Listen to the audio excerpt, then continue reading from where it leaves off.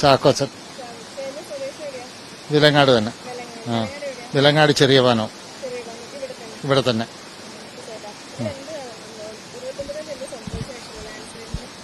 ഇവിടെ 29-ാം തീയതി രാത്രി ഒരു 1 മണിയോടുകൂടി മഴ ശക്തമായി. തലേ ദിവസം തന്നെ 28-ാം തീയതി തന്നെ മഴ ശക്തമായിട്ടുണ്ടായിരുന്നു. അതിനുശേഷം രാത്രി 1 മണിയൊക്കെ ആയപ്പം വലിയ സൗണ്ടുകൾ കേൾക്കാൻ തുടങ്ങി. 1:30, 2, 2:30 സമയത്തൊക്കെ ഒരുപാട് ഉരുളുകൾ പൊട്ടി, ഒരുപാട് നഷ്ടങ്ങളുണ്ടായി, ഒരുപാട് വീടുകൾ നഷ്ടപ്പെട്ടു. അങ്ങനെ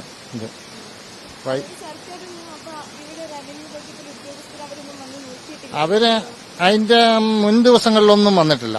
അല്ല, അതിനുശേഷം പിറ്റേ ദിവസം 2 ദിവസമൊക്കെ കഴിഞ്ഞാണ് എല്ലാ ഉദ്യോഗസ്ഥരും എത്തുന്നതൊക്കെ.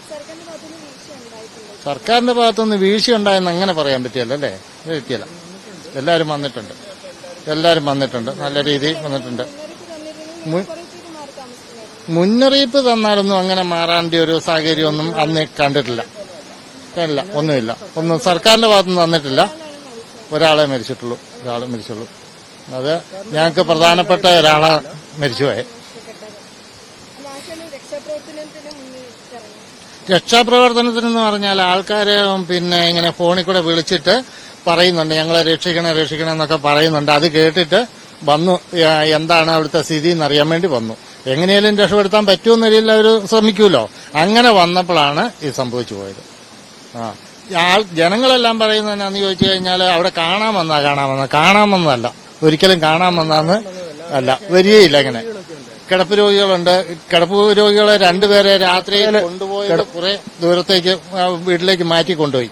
അതൊക്കെ വളരെ കഷ്ടപ്പെട്ടിട്ട് അവിടെ മഞ്ഞച്ചീല ഉരുള് പൊട്ടിയ അവിടെ ഫ്രണ്ടിലുള്ള ആ വീട്ടിൽ അന്നേരം ഒരു 50ഓളം ആൾക്കാർ വന്നെന്ന് പറയുന്നു. അവരെല്ലാം അവിടെ ഓട് മാറിയതിന് ശേഷമാണ് ഈ കിടപ്പ് രോഗികളെ 2 പേരും എടുത്തും വേറൊരു വീട്ടിലേക്ക് കൊണ്ടുപോവുക ചെയ്തത്. കിടപ്പ് രോഗികൾ 3 പേരുണ്ട്. പക്ഷേ മാഷ് ഈ കട സേഫ് ആണല്ലോ എന്ന് വിചാരിച്ചുകൊണ്ട് കടയിലോട്ട് വലിയ മഴ പെയ്തപ്പോ കയറി നിന്നു എന്നുള്ളൊരു കാര്യമേ ഉള്ളൂ. മറ്റൊരു കൂട്ടത്തിലുണ്ടായിരുന്ന 2 പേരും തിരിഞ്ഞോടിപ്പോയി. അതുകൊണ്ട് അവര് രക്ഷപ്പെട്ടു.